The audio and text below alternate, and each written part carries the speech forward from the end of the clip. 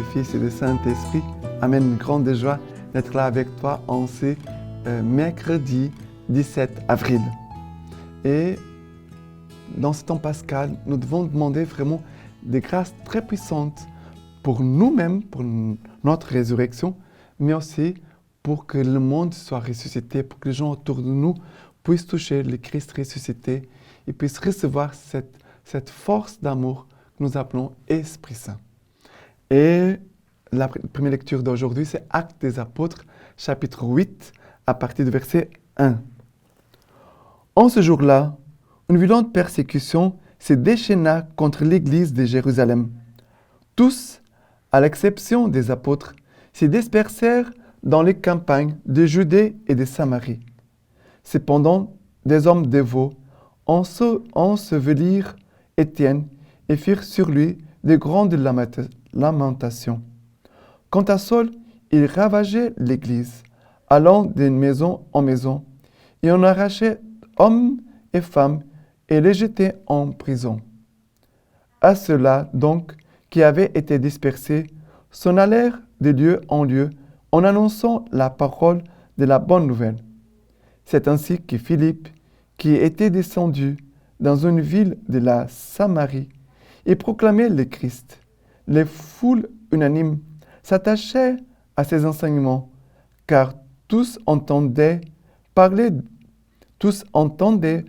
des signes qu'il opérait, ou les voyaient.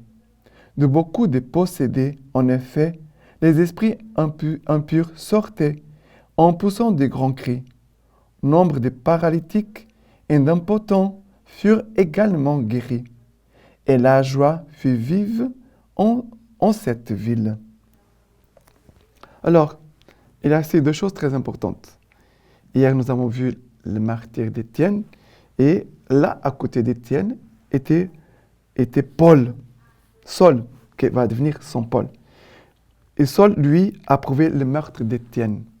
Mais Étienne, qui offre sa vie à Dieu, il offre sa vie aussi pour la conversion de ceux qui étaient autour de lui, qui lui faisaient du mal. Alors, le sang des martyrs est semence des chrétiens. Le sang d'Étienne ne tombe pas à terre ça veut dire que ça va produire un fruit. Le sang d'Étienne va produire la conversion de Saul. Nous voyons ce Saul aujourd'hui qui persécute les chrétiens, hommes et femmes, en les arrachant, hommes et femmes, en les jetant en prison. Mais qu'est-ce qui se passe?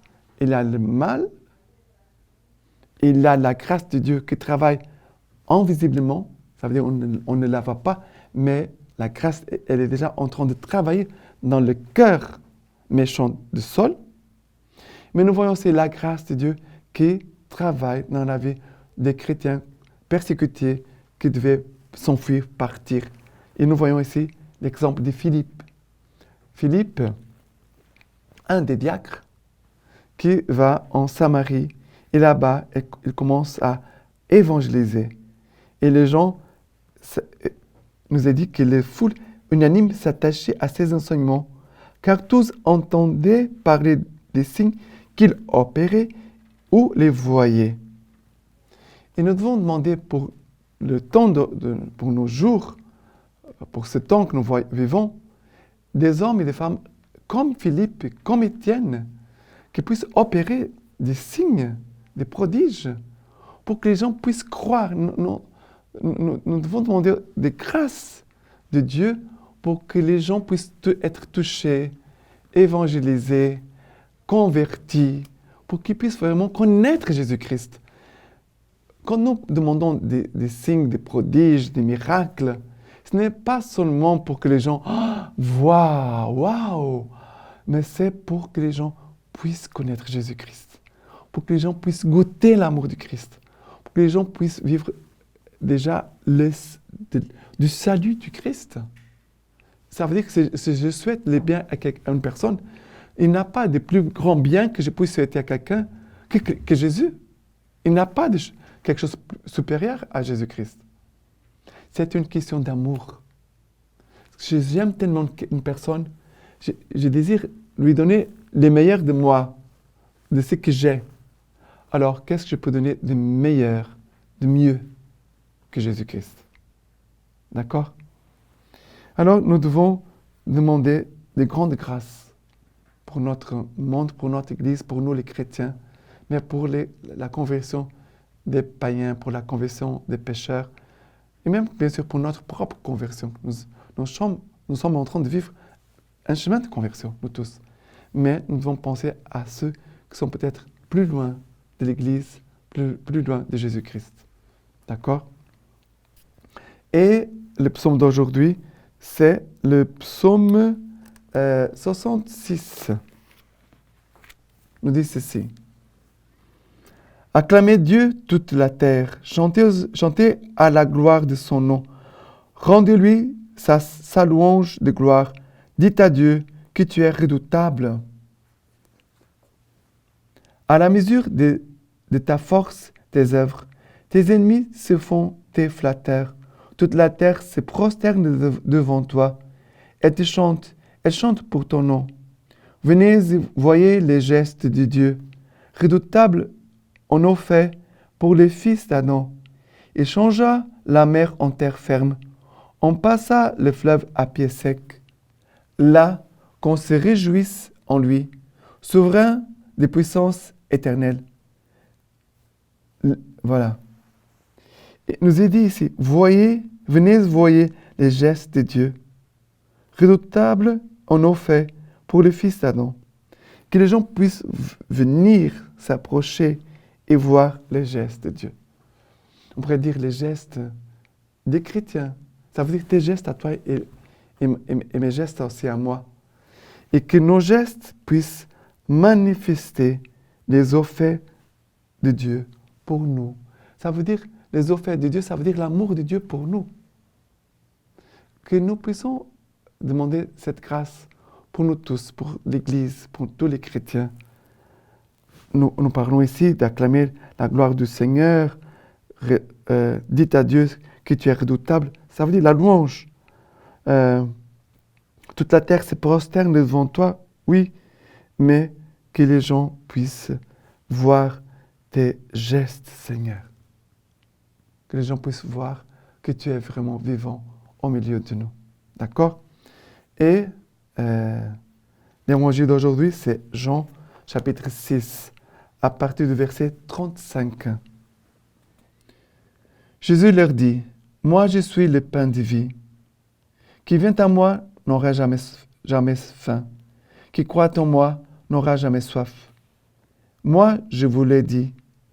Vous me voyez et vous ne croyez pas. Tout ce que me donne le Père viendra à moi. Et celui qui vient à moi, je ne le jeterai pas dehors.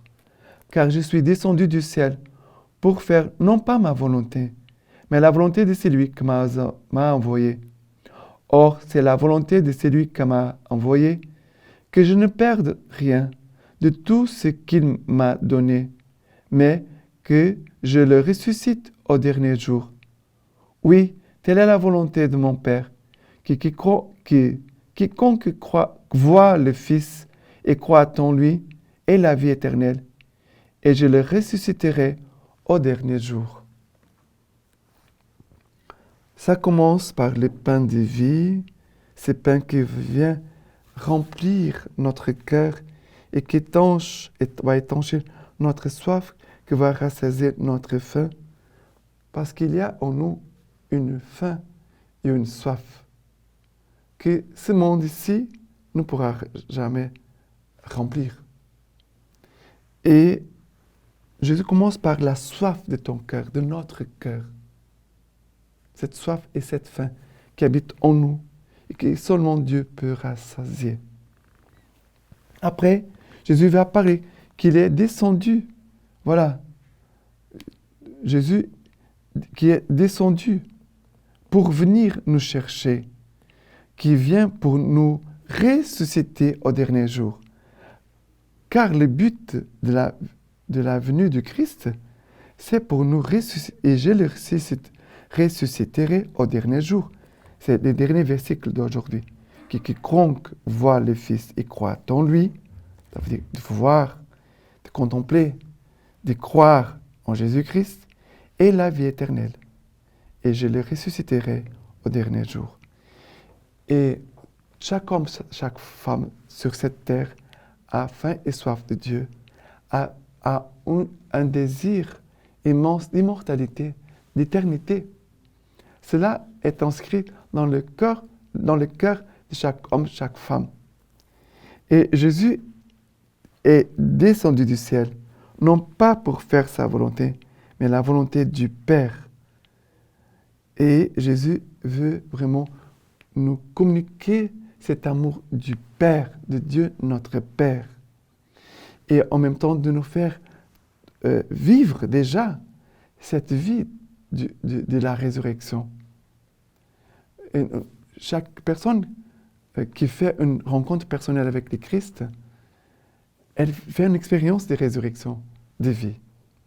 Et je souhaite que cela puisse se renouveler en nous, en toi et aussi en moi d'abord.